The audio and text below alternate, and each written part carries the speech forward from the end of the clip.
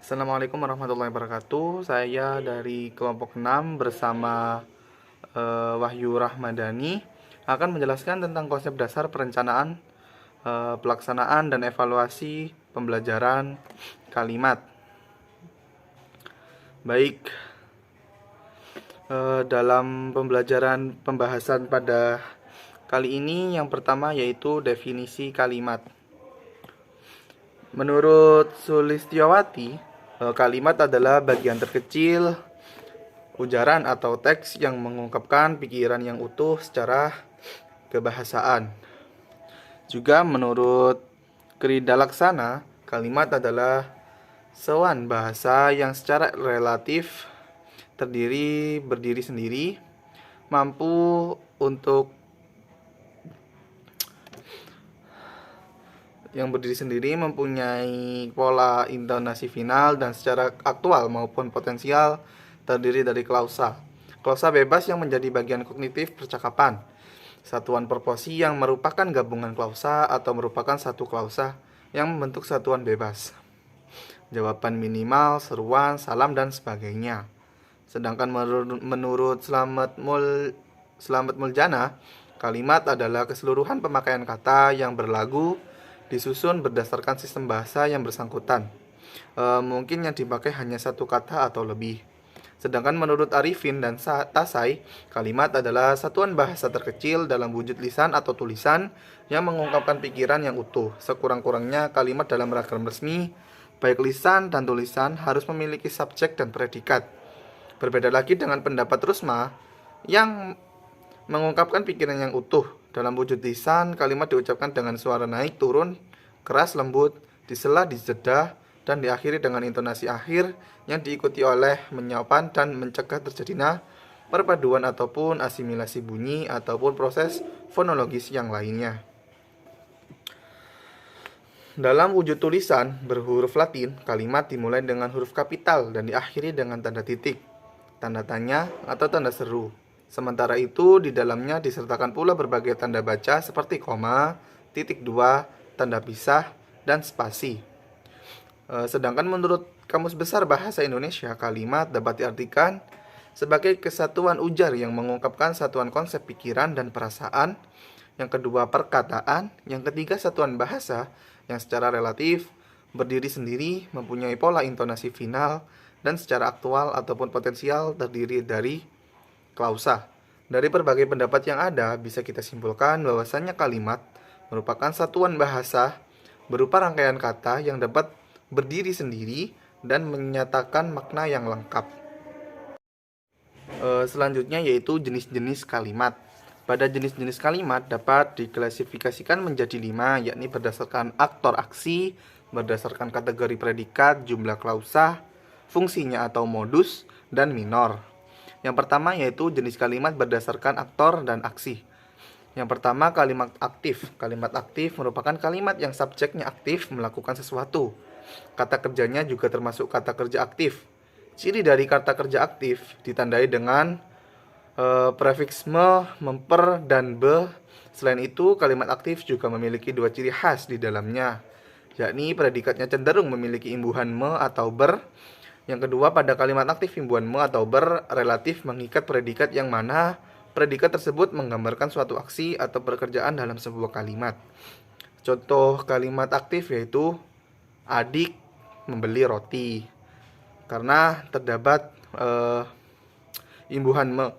Yang kedua, ayah meminum kopi. Yang ketiga, Rina mempermainkan hati seorang laki-laki. Yang kedua yaitu kalimat pasif. Kalimat pasif merupakan kalimat yang subjeknya dikenai atau melakukan suatu pekerjaan. Kalimat ini tentu berkebalikan dengan kalimat aktif. Ciri-ciri kalimat pasif yaitu subjek sebagai penerima pelakuan, predikat berimbuhan di, ke, an, terkan. Umumnya ditandai dengan adanya kata oleh dan dengan. Contoh kalimat pasif yakni roti dibeli adik, kopi diminum ayah, dan yang ketiga, hati seorang laki-laki dipermainkan oleh Rina.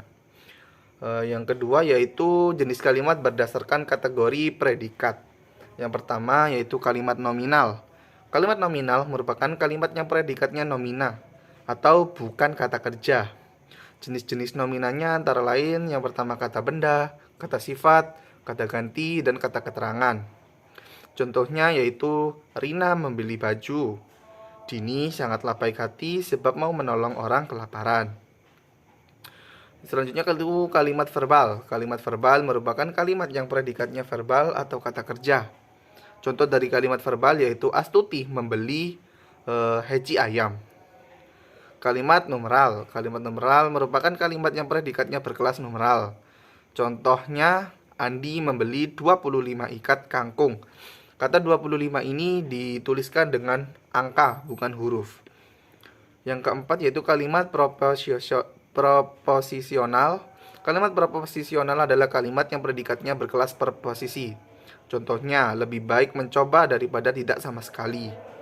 Yang kelima yaitu kalimat inversi. Kalimat inversi adalah kalimat yang P-nya mendahului S. Predikatnya mendahului subjek. Untuk predikat subjek dipakai untuk pendekatan atau ketegasan makna. Kata atau frasa tertentu yang pertama muncul dalam tuturan akan menjadi kata kunci yang mempengaruhi makna dalam hal menimbulkan kesan tertentu. Contohnya, menangis ibuku karena sedihnya. Dalam contoh tersebut, ada kesan bahwasannya predikatnya seolah memberikan sesuatu informasi terlebih dahulu kepada pembaca dan pembaca akan penasaran. Siapakah yang melakukan aktivitas tersebut? Siapakah yang melakukan aktivitas menangis tersebut dari contoh tersebut. Yang ketiga, jenis-jenis kalimat yang ketiga yaitu berdasarkan jumlah klausa. Yang pertama yaitu kalimat tunggal. Kalimat yang terdiri dari satu klausa. Kalimat tunggal hanya mengandung satu unsur SPO, pel, dan keterangan. Maka tentu saja kelima unsur tersebut tidak harus muncul secara bersama-sama. Sebab unsur minimal sebuah kalimat yakni ada subjek dan ada predikat. Mengingat unsur pembentuk utamanya yakni subjek dan predikat yang serba tunggal, inilah kalimat dinamakan kalimat tunggal. Contohnya, sapi-sapi sedang merumput. Itu kalimat verbal. Ibu membeli 8 kue. 8 kue tersebut dimasukkan ke dalam kalimat numeral. Yang kedua yaitu kalimat majemuk. Kalimat majemuk yang terdiri dari beberapa gabungan dari dua kata atau lebih dari kalimat tunggal. Bisa juga kalimat majemuk disebut sebagai kalimat yang terdiri dari berbagai klausa. Kalimat majemuk bisa diklasifikasikan menjadi 3. Yang pertama, kalimat majemuk setara. Kalimat majemuk setara ini memiliki ciri khas. Ciri tersebut yaitu memiliki bentuk 2 atau lebih kalimat tunggal dan memiliki kedudukan yang sejajar pada tiap kalimat. Konjungsinya juga dari kalimat majemuk ini setara bisa diklasifikasikan menjadi penjumlahan. Contohnya gini, ibu membeli ayam dan ikan di pasar. Tidak hanya penjumlahan yaitu pertentangan. Contohnya, Lina ingin membuat roti kukus tetapi bahan-bahannya kurang. Yang ketiga, pemilihan. Contohnya, setelah lulus dari sekolah dasar, Siti bingung ingin melanjutkan pendidikannya ke SMP atau MTS. Yang keempat, berurutan. Menyatakan kejadian yang berurutan. Konjungsinya ini biasanya lalu, kemudian. Contohnya, seusai ibu membeli telur, kemudian ibu membeli seikat bayam di pasar. Lalu ibu melanjutkan pulang. Nah, seperti itu contohnya. Contoh dari jumlah klausa yang kedua yaitu kalimat majemuk bertingkat. Ya, kalimat yang berklausa-klausa yang ada dalam kalimat ini menduduki posisi yang berbeda. Karena posisi klausa yang berbeda, maka konjungsinya juga berbeda. Konjungsi kalimat majemuk berungkat terbagi menjadi 9 macam. Yang pertama, waktu. Contohnya, kalau waktu ini konjungsinya biasanya adalah sedari, sewaktu, sementara, seraya, setelah, sambil, sehabis, sebelum, dan sebagainya. Di sini saya akan mengambil contoh ketika. Gini contohnya. Tatiana datang dari pasar ketika kami sedang rapat. Ketika itu adalah kalimat majemuk bertingkat waktu. Yang kedua yaitu syarat. Klausa bawahan menyatakan syarat atau pengandaian terlaksananya hal yang disebut dalam klausa utama. Konjungsinya yaitu biar, agar, supaya, untuk. Contohnya, pelajar harus selalu giat belajar agar dapat lulus berhasil. Yang ketiga yaitu tujuan. Tujuan klausa bawahan menyatakan satu tujuan atau harapan dari apa yang disebut dalam klausa utama. Konjungsinya yaitu andaikan, andai kata, asalkan, kalau, jikalau, seandainya, dan sebagainya. Contohnya yaitu semangat belajarnya tetap tinggi walaupun usianya sudah lanjut. Walaupun. Yang keempat yaitu pembandingan. Contohnya aku memahami sebagaimana ia memahamiku. Konjungsinya yaitu sebagaimana, daripada, alih-alih, ibarat, seperti, bagaikan, laksana. Yang terakhir yaitu yang kelima yaitu penyebaban. Klausa bawahan menyatakan sebab atau alasan terjadinya sesuatu yang dinyatakan dalam klausa utama. Konjungsinya yaitu sebab, karena, oleh karena itu. Contohnya, Enita menjadi mahasiswa teladan karena tekun, cerdas, dan sopan. Yang keenam yaitu pengakibatan. Klausa bawahan menyatakan akibat apa yang dinyatakan dalam klausa utama. Konjungsinya yaitu sehingga, sampai-sampai, maka. Contohnya, tsunami Jepang sedemikian hebatnya sehingga meruntuhkan pembangkit nuklir di Fukushima. Yang ketujuh yaitu cara. Contohnya yaitu petani berusaha meningkatkan panen dengan menggunakan bibit unggul. Yang kedelapan yaitu kemiripan. Contohnya yaitu Rina seolah-olah melihat bahwa anaknya diculik. Kalimat majemuk yang terakhir yaitu kalimat majemuk campuran. Kalimat campuran, kalimat yang memiliki kalimat majemuk yang terdiri dari atas 3 klausa atau lebih. Kalimat majemuk campuran juga bisa disebut sebagai gabungan antara kalimat majemuk serta setara dan kalimat majemuk bertingkat. Contohnya yaitu ketika Tina terjatuh dari anak tangga, ibu berada di dapur dan ayahnya tengah bekerja di ladang. Jenis-jenis kalimat yang selanjutnya yaitu modus atau berdasarkan fungsinya.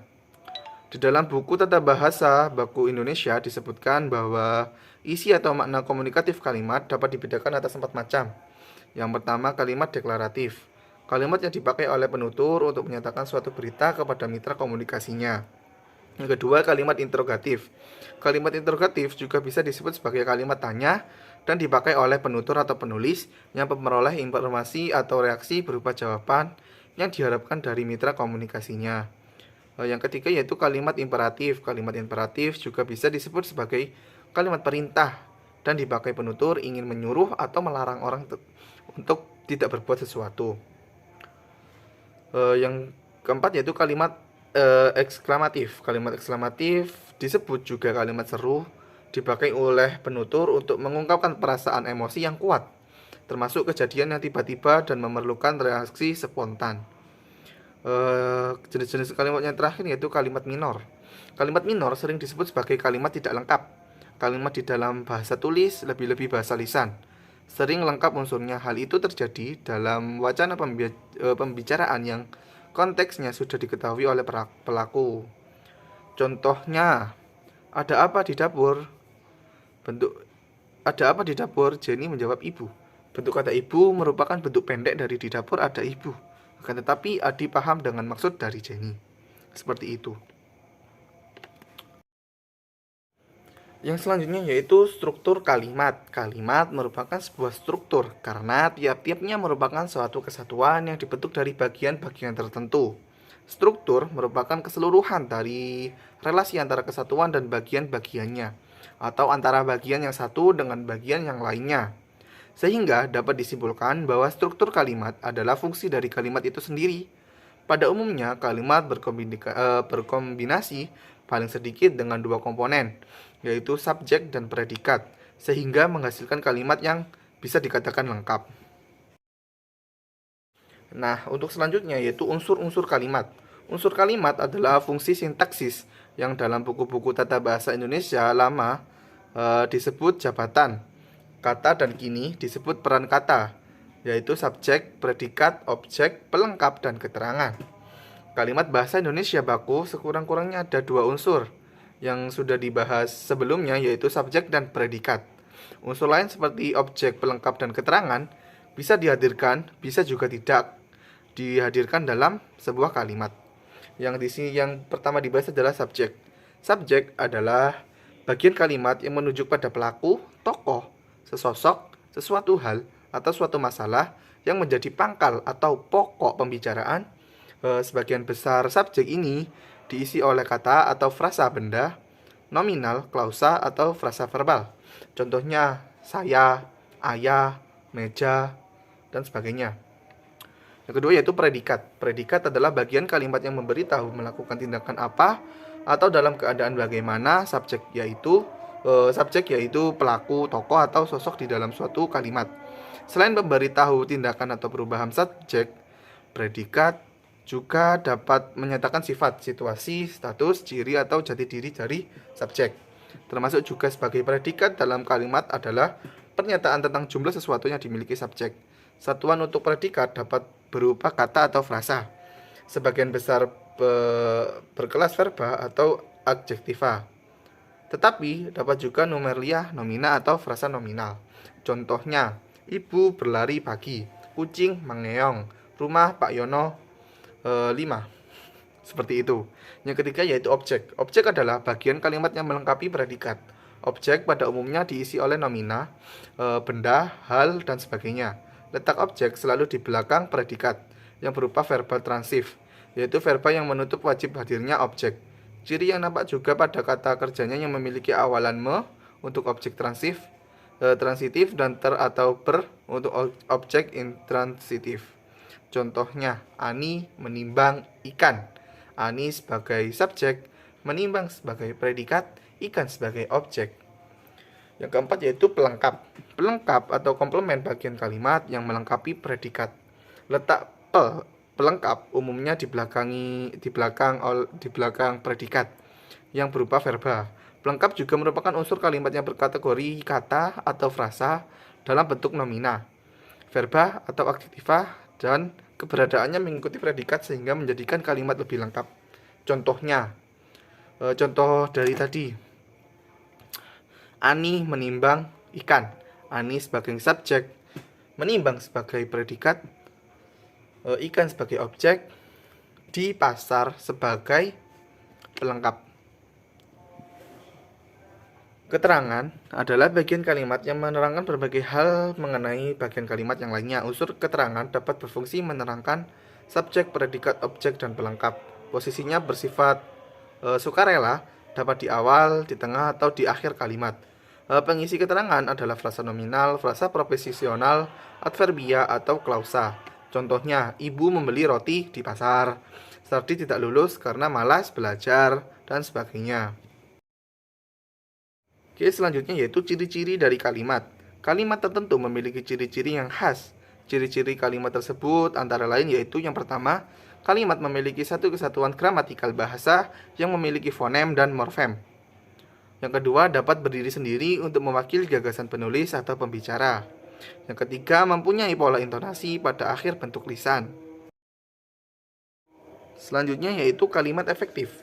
Kalimat efektif adalah kalimat yang dapat mengungkapkan gagasan penutur atau penulis secara tepat sehingga dapat dipahami oleh pendengar atau pembaca secara tepat.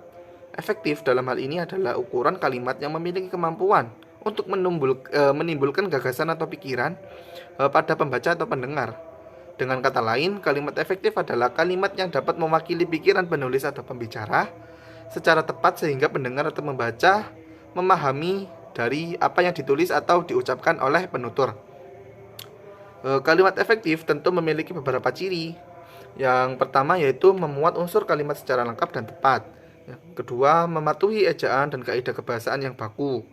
Yang ketiga, pemakaian kata yang tepat tidak bertele-tele. Yang keempat, variasi struktur kalimat juga dimanfaatkan secara baik.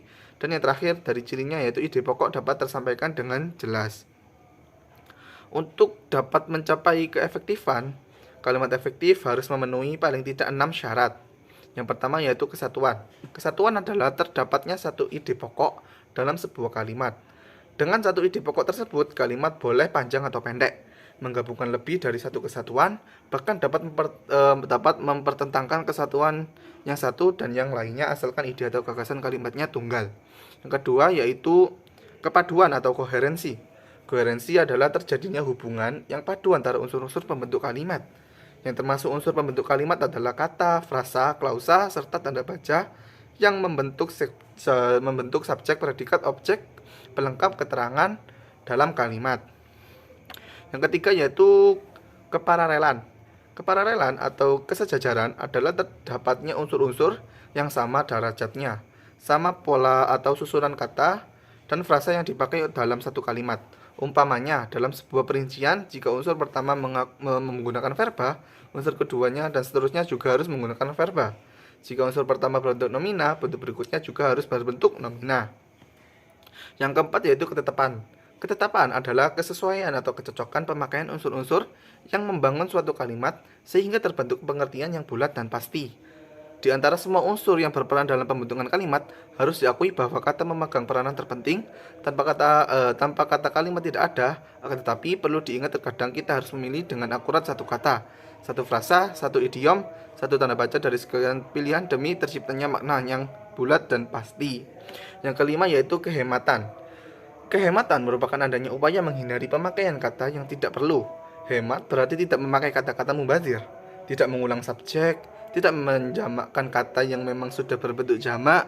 Dengan hemat kata diharapkan kalimat menjadi padat, berisi dan informasi masih bisa dan bahkan mudah ditangkap. Tidak pemborosan kata intinya dalam kehematan ini. Yang keenam yaitu kelogisan. Kelogisan ialah terdapatnya arti kalimat yang logis atau masuk akal. Logis dalam hal ini juga menuntut adanya pola pikir yang sistematis. Sebuah kalimat yang sudah benar strukturnya sudah benar pula pemakaian tanda baca, kata, atau frasanya. Dapat menjadi salah jika maknanya lemah dari segi logika berbahasa.